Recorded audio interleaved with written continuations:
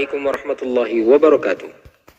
Salah satu keajaiban yang ditunjukkan oleh Allah Subhanahu wa taala kepada Rasulullah sallallahu alaihi wasallam ketika Isra dan Mi'raj adalah dipertemukannya beliau dengan Nabi Musa alaihissalam serta nabi-nabi yang lainnya ketika beliau melewati beberapa lapisan langit. Apakah yang terjadi kepada Nabi Musa alaihissalam ketika beliau bertemu dengan Rasulullah sallallahu alaihi wasallam, dan mengapa beliau menangis ketika Rasulullah sallallahu alaihi wasallam melewati beliau?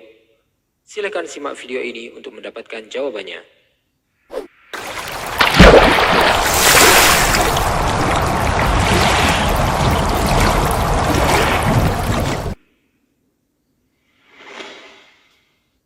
Allah Subhanahu wa taala berfirman, Subhanalladzi asra bi'abdihi laylan minal masjidil haram ilal masjidil aqsa alladzi barakna hawlah linuriyahu min ayatina innahu huwas sami'ul basir.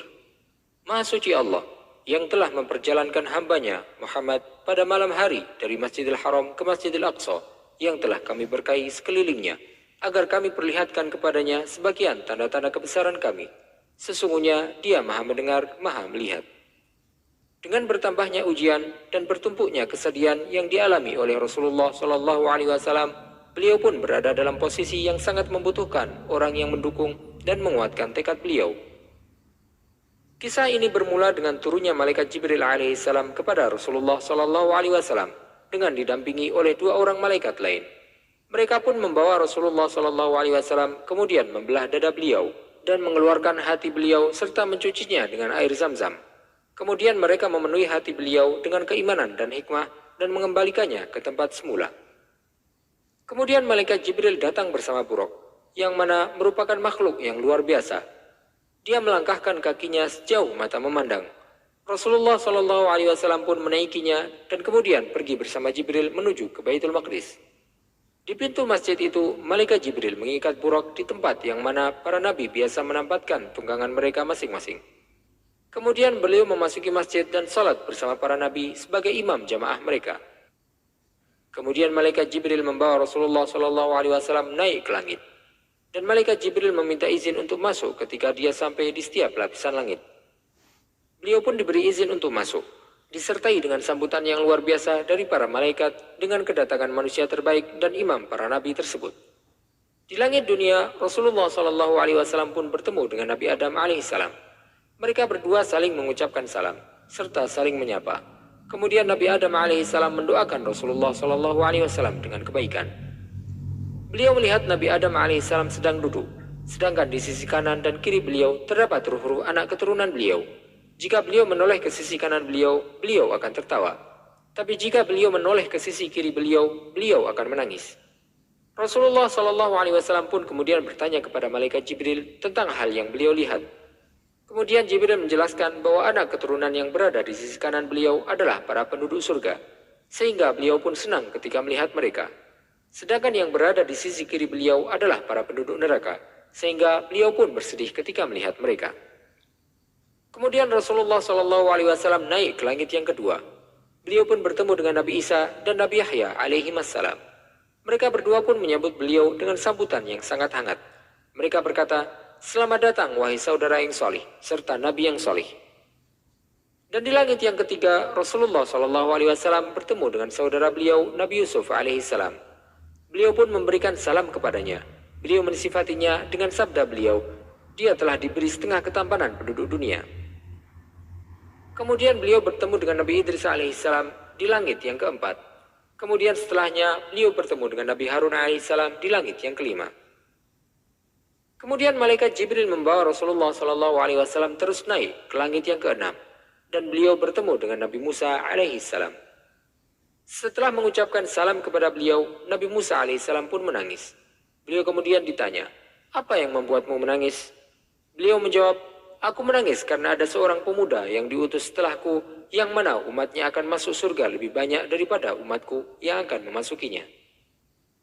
Kemudian setelah itu beliau bertemu dengan Khalilullah, Nabi Ibrahim alaihissalam di langit yang ketujuh, di mana beliau menyadarkan dirinya ke Baitul Ma'mur, yang merupakan Ka'bahnya para penghuni langit, yang setiap hari dimasuki oleh 70.000 malaikat, yang jika mereka telah masuk ke sana, mereka tidak akan memasukinya untuk kedua kalinya.